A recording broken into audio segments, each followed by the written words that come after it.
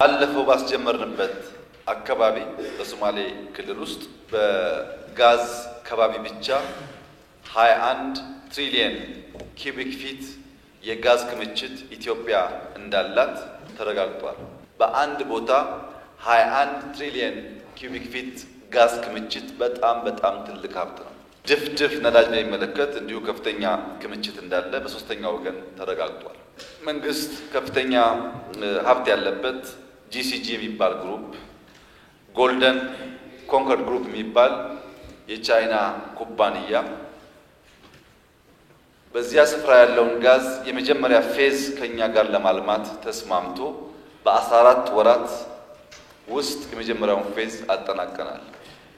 በ14 ወራት የመጀመሪያውን ፌዝ ማጠናቀቃችን ብቻ ሳይሆን ጋዝ ኢትዮጵያ ውስጥ ማልማት ይቻላል የሚለው የይቻላል እሳቤ የሚቀጥለውን ፌዝ ለመስራት ለመጀመር በእጅጉ አግዟል። ፌዝ 2 በቅርቡ ማስጀመራችን ይታወቃል። በ24 ወር ውስጥ እንጨርሳለን። ይሄ የጋዝ እና የሪፋይነሪ ፕሮጀክት ኢምፖርት ሰብስቲት በማድረግ ከፍተኛ ሀብት እንድንቆጥብ ያግዛል። ሎጂስቲክስ ላይ ኢምፓክት አለው። ኢነርጂ ላይ ኢምፓክት አለው። ለብዙ ልማቶች ግብዓት ላይ ኢምፓክት አለው። ኢትዮጵያ ትልቁ ለኤክስፖርት የምታወጣው ሀብት አንደኛው ነዳጅ ነው፣ ሁለተኛው ማዳበሪያ ነው። እነዚህ ሁለቱን ከተካች ከፍተኛ ሀብት ሴፍ ታደርጋለች ማለት ነው ለልማት።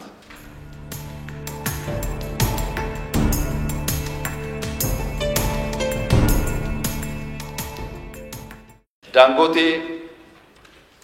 ከኢትዮጵያ መንግስት ጋር ከኢአይኤች ጋር የሚያለማው የማዳበሪያ ፋብሪካ 30 ሚሊዮን ኩንታል ዩሪያ የሚያመርት ነው።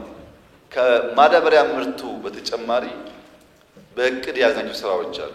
ኢትዮጵያ ውስጥ ምርት እንዲቀንስ እያደረገ ያለው አንዱ ሁኔታ ማዳበሪያ ብቻ ሳይሆን የማዳበሪያ አጠቃቀማችን ነው።